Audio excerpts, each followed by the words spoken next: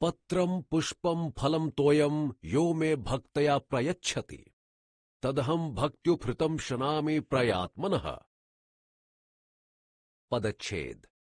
पत्रम अर्थात पत्ते को, पुष्पम अर्थात फूल को, फलम अर्थात फल को, तोयम अर्थात जल को, यह यानी जो, में अर्थात मेरे लिए, भक्तया अर्थात भक्ति से, प्रेम पूर्वक, प्रयच्छति अर्थात अर्पण करता है, तत् यानी उसको, अहम यानी मैं, भक्त्युपहृतम अर्थात प्रेम पूर्वक अर्पित किए हुए को, अश्नामि अर्थात खाता हूं, प्रयात्मनः अर्थात शुद्ध अंतःकरण वाले के। अनुवाद। जो कोई भक्त मेरे लिए पत्ते, फूल, फल, जल आदि किसी साधारण वस्तु को भी प्रेम पूर्वक अर्पित करता है, शुद्ध अंतःकरण वाले उस निष्काम भक्त के प्रेम पूर्वक अर्पित किए हुए उस फूल पत्ते आदि को मैं सगुण रूप से प्रकट होकर प्रीति सहित खाता हूं। टिप्पणी। भगवान भाव के भूखे हैं, भौतिकता के नहीं। वे तो पूर्ण काम हैं, उन्हें कुछ नहीं चाहिए। उनके पास क्या नहीं है, कोई उन्हें क्या दे सकता है। वे देखते हैं केवल निश्चल प्यार को, सहज प्रेम को, निस्वार्थ भावना को, निष्काम भक्ति को। यदि भक्त की टेर में टीस है, पुकार में कसक है, गुहार में तड़प है और आह में चुभन है, तो वह भगवान को उसकी सहायता के लिए आतुर कर देने को पर्याप्त है। प्रस्तुत श्लोक में उल्लिखित पत्र पुष्पादि 4 अतिसाधारण वस्तुओं के उपहारों को भगवान ने अपनी विभिन्न स्थितियों में भक्तों से सहर्ष स्वीकारा है और फिर उनकी रक्षा की है।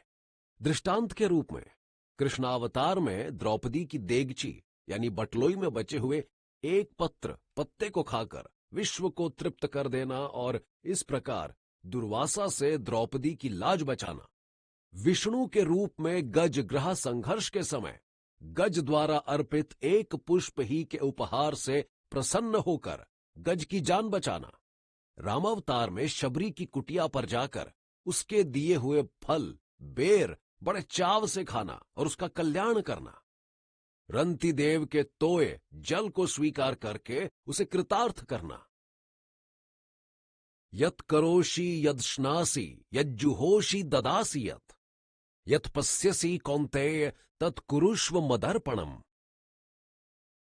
पदच्छेद।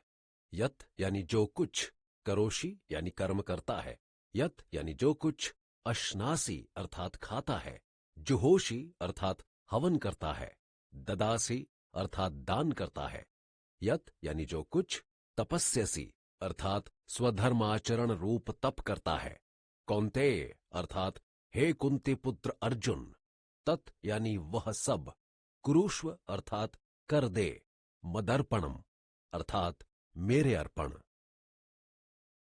अनुवाद। हे अर्जुन, तू जो कुछ कर्म करता है, जो कुछ खाता है, जो कुछ हवन करता है, जो कुछ दान करता है और जो कुछ स्वधर्माचरण रूप तप करता है, वह सब मेरे अर्पण कर दे। टिप्पणी। सब कर्म भगवान के अर्पण कर देने का तात्पर्य है सब कामों में मैं, मेरापन, लगाव तथा फल की कामना का पूरी तरह त्याग कर देना और यह समझना कि यह समस्त संसार ईश्वर का है तथा मैं स्वयं भी ईश्वर ही का हूं। इसलिए मेरे द्वारा जो भी कोई काम होते हैं वे सब भगवान के ही हैं, मैं तो निमित्त मात्र हूं। फिर यह सब ब्रह्मांड ब्रह्मलीला ही तो है। केवल मानव समाज ही नहीं, संपूर्ण चराचर प्राणी जगत ईश्वर से अभिन्न है। अतः प्राणी सेवा ईश्वर सेवा ही है। ऐसा सोचकर एक मनुष्य का अपनी संकीर्ण वृत्ति, अहंता, मत्ता से ऊपर उठकर समस्त प्राणियों की सेवा तथा समग्र उन्नति के लिए सदा निष्काम काम करना ही उन्हें भगवान के अर्पण कर देना है। ऐसा करने से जीव अंततः ब्रह्म को प्राप्त होता है। इस भाव को दिखलाते हुए भगवान कहते हैं, शुभाशुभ फलैरेवं मोक्ष्यसे कर्म बंधन ही, संन्यास योग युक्तात्म विमुक्तो मामुपैष्यसि। पदच्छेद। शुभाशुभ फलै मंगल अमंगल फल रूप से एवं अर्थात इस प्रकार मोक्ष से अर्थात मुक्त हो जाएगा। कर्म बंधन ही अर्थात कर्म बंधनों से, संन्यास योग युक्तात्मा अर्थात संन्यास योग से मुक्त मन वाला, विमुक्तः अर्थात मुक्त हुआ, माम यानी मुझको, उपैष्यसि अर्थात प्राप्त होगा। अनुवाद। इस प्रकार कर्मों को भगवद अर्पण करने के रूप संन्यास योग से युक्त मन वाला तू मंगल अमंगल फल रूप कर्म बंधनों से मुक्त हो जाएगा और उनसे मुक्त होकर मुझको ही प्राप्त होगा। समोहम सर्वभूतेषु न मे द्वेष्योस्ति न प्रियः ये भजन्ति तू माम भक्तया मयि ते तेषु चाप्यहम्। पदच्छेद। समः अर्थात समभाव व समदृष्टि, सबको एक सा समझने वाला अथवा समान रूप से व्याप्त, अहम यानी मैं, सर्वभूतेषु अर्थात सब प्राणियों में, न यानी नहीं, म मेरा, द्वेष्यः अर्थात जिससे द्वेष हो, अप्रिय, अस्ति यानी है, न यानी नहीं, प्रियः अर्थात प्यारा, ये यानी जो, भजन्ति अर्थात भजते हैं, तु अर्थात परंतु, माम यानी मुझको, भक्त्या अर्थात अनन्य प्रेम से, मयि अर्थात मुझ में, ते यानी वे, तेषु यानी उनमें, च यानी और, अपि भी, अहम अर्थात मैं। अनुवाद। मैं सभी प्राणियों को एक सा समझने वाला हूं अथवा मैं सभी प्राणियों में समान रूप से व्याप्त हूं।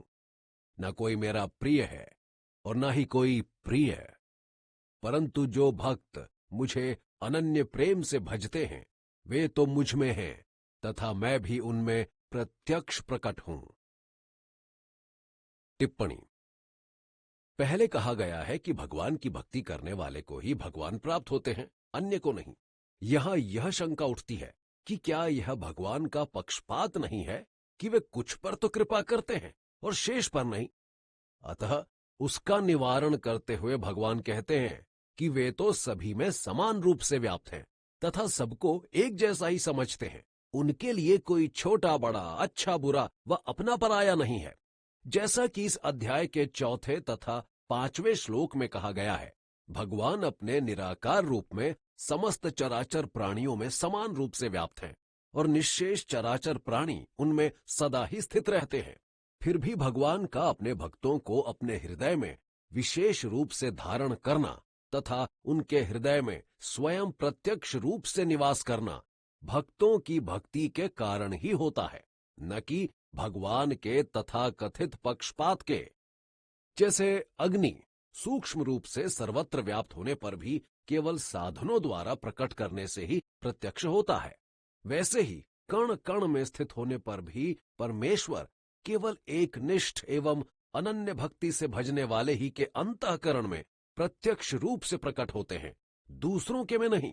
या दृष्टांतांतर से इसे यों समझिए कि जिस प्रकार सर्वत्र समान रूप से प्रकाश देने वाला सूर्य स्वच्छ जल व निर्मल दर्पण आदि प्रतिफलक पदार्थों में ही प्रतिबिंबित होता है, तृणपर्ण, काष्ठ, धूल धूसरित धातु आदि मलिन वस्तुओं में नहीं, और फिर भी सूर्य में कोई विषमता व पक्षपात नहीं, उसी प्रकार भगवान भी सर्वत्र समान रूप से व्याप्त होने पर भी केवल भक्तों ही के अंतःकरण में प्रत्यक्ष रूप से प्रकट होते हैं, क्योंकि उन्होंने काम वासना भोगादि मल से आच्छादित निज हृतपटल को यम नियम संयम भजन कीर्तन रूप जूने से निरंतर रगड़ रगड़ कर स्वच्छ सुविमल एवं सात्विक बनाया हुआ है, जहां भगवत छवि सतत स्थित रहती है। सो यह चमत्कार भक्त की भक्ति का है, भगवान के किसी कल्पित वैषम्य व पक्षपात का नहीं। भगवत भक्ति की विशेष महिमा एवं गरिमा दर्शाते हुए श्री कृष्ण जी अगले 2 श्लोकों के माध्यम से अब अर्जुन को बतलाते हैं कि एक निष्ठ होकर भजन करने वाला एक निकृष्ट पापात्मा भी सदाचारी भक्तों के सदृश ही शाश्वत शांति को प्राप्त करता है।